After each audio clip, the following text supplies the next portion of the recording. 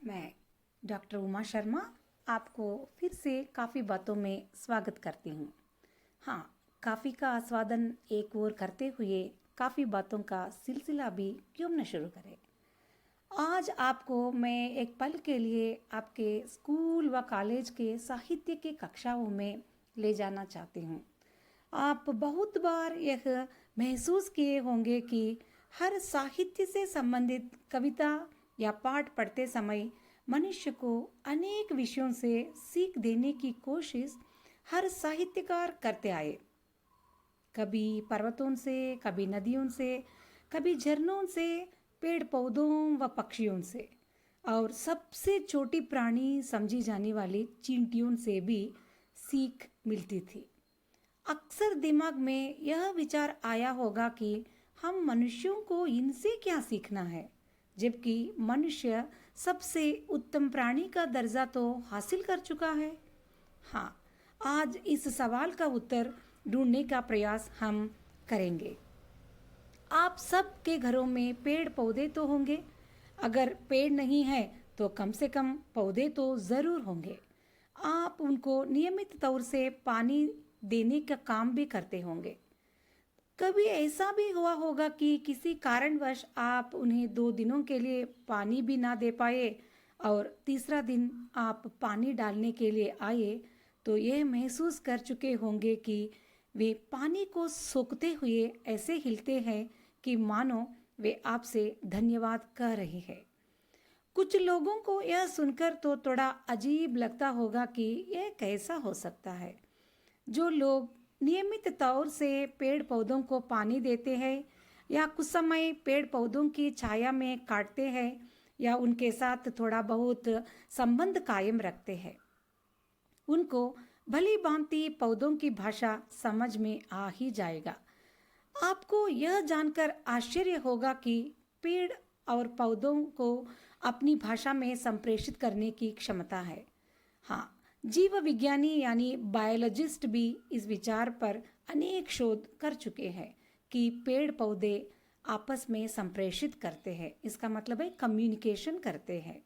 The hidden life of trees नामक शोध ग्रंथ में इस विषय की चर्चा की गई है। हर पेड़ अपने जड़ों के द्वारा नजदीकी पेड़ों से संप्रेषित करता है। हर पेड़ जमीन के अंदर जड़ों के फैलाव से नजदीकी 45 से भी ज्यादा वृक्षों से संप्रेषित करता है। यह ऊपरी तौर से ना दिखने के कारण यह बात स्वीकारने में हम हिचकिचाते हैं, मगर अनेक शोधों का यह वास्तविक सत्य है। इतना मात्र नहीं, जो आयु में बड़ा पेड़ अपनी नजदीकी पेड़ों के लिए माँ की भूमिका भी निभाता है। समय समय पर वृद्ध पेड़ अन्य पेड़ों को संदेश अपने जड़ों के सहारे पहुंचाना, उनकी देखरेख करना अचरज में डालने वाला सत्य है।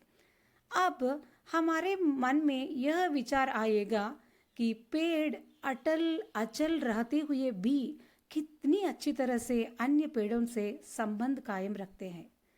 धरती के ऊपर से दूर दूर रहने वाले पेड़ जमीन के अंदर इतना घना रिश्ता अपने जड़ों के सहारे बना लिया है कि वे निरंतर आपस में संप्रेषित करते हैं।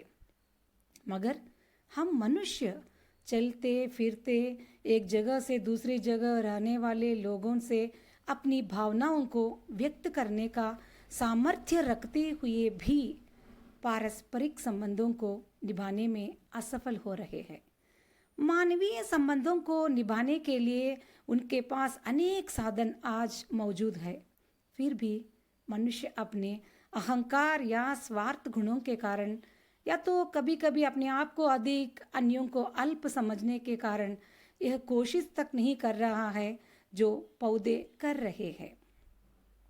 आज मनुष्य पारिवारिक, व्यावसायिक एवं सामाजिक रिश्तों में दरार इतने बढ़ गए हैं कि उन दरारों का लेपन करने के लिए कोई तैयार नहीं है।